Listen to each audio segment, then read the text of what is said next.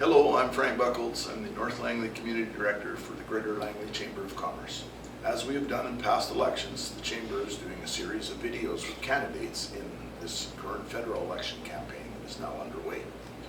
With me is Natalie DiPietra-Cudmore. She is the candidate for the People's Party of Canada in the Langley Aldergrove. Welcome. Thank you for having me. If you can just tell us a little bit about yourself, Natalie, and why you're running, and also a little bit about the People's Party as it is a new party. Sure, my pleasure. So my husband Josh and I live in the Langley area. We've lived here about 9 years, and we have a wonderful little boy, and we love Langley. I am a real estate agent in the community, and I've had the honor of serving the community in that capacity for several years.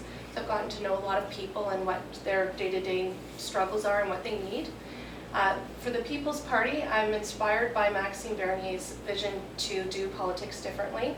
Our party was started in the middle of September last year, and we've grown to about 40,000 members, and we have about 318 candidates across Canada, so we've really gained momentum. Our party focuses on making life more affordable for Canadians by lowering taxes, abolishing the capital gains tax, lowering farm and corporate tax, and we want to open up free markets so that people have a chance to make more money and have more competition so we can save money as well. Okay. I'm going to ask you a number of questions.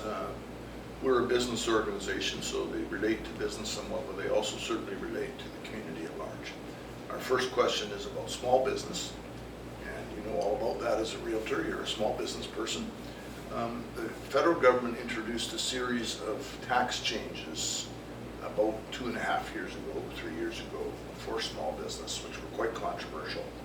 The Chamber and many other business organizations opposed those as they were originally introduced, and the federal government did make some pretty significant changes to them. How do you see small business taxation? Is there things that could be improved?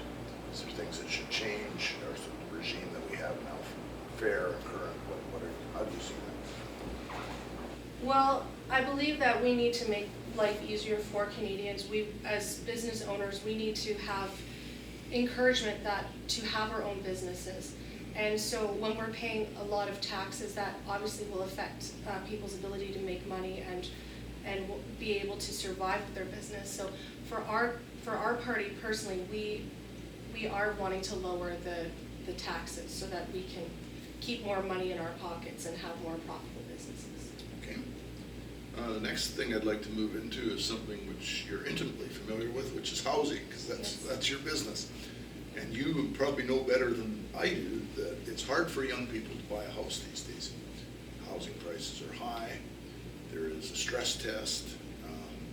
The federal government has announced a program to assist new home buyers with a plan where they will take some equity in it and loan you some money.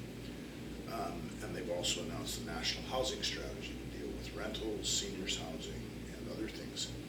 What would you and what would your party do that would really make it more easy for people to buy or rent a home in the lower Mainland? Well, our party is dedicated to putting more money in Canadians' pockets, and that is going to start with lowering income tax. So right now, for our party, we are going to be lowering the income tax so that it's 15% up to the 100,000 and then 25% thereafter. So our party is strategically coming up with a plan, or have come up with a plan, so that consumers and Canadians have more money in their pocket when they're, for instance, dairy, poultry, and eggs. Right now, Canadians are overcharged. So with our plan to eliminate that problem, we will save about $700 per family. And with income tax, it's an average of $2,700 per family to save every year. So as far as the stress test goes, the way it's set up, I don't see how our party could abolish that. At the same time, with interest rates, I don't believe that the interest rates are going to skyrocket, because I don't believe that it's possible to do that at this point in time.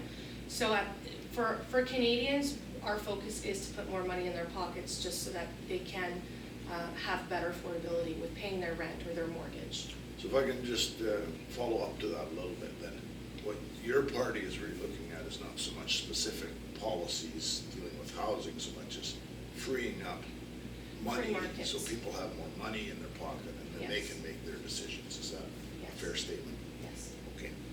Then another area that the federal government has been involved in our part of the region, and we at the Chamber certainly welcome that involvement, is in the area of transportation, because they provided significant funding for improvements to Highway 1 and funding for SkyTrain.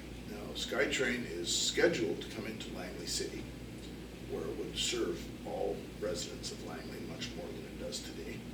But that would take a major federal government contribution for that to happen. There's only enough funding for it to go to Fleetwood right now. And Highway 1 is badly bottlenecked. People are buying homes further away from where they work because that's what they can afford. And there's no plans at this point in time to expand it past 264th. What would you like to see done in those areas? Well, I definitely agree that there's a lot of traffic. That's something that everybody deals with every day. And as far as our party goes, transit, buses and that kind of thing are more of a provincial matter, but definitely the government has a responsibility with infrastructure. So we will have to provide support for expansion for roads and that sort of thing. Is that a high priority for your party? Maxime Bernier has stated in the past that there is a responsibility for the federal government to do their part. Okay. And the final question I have for you is about a project which has been quite controversial in British Columbia and Canada, the Trans Mountain Expansion Project. And we're asking candidates if they are in favor of that, yes or no. Yes. Thank you very much, Natalie. Thank you.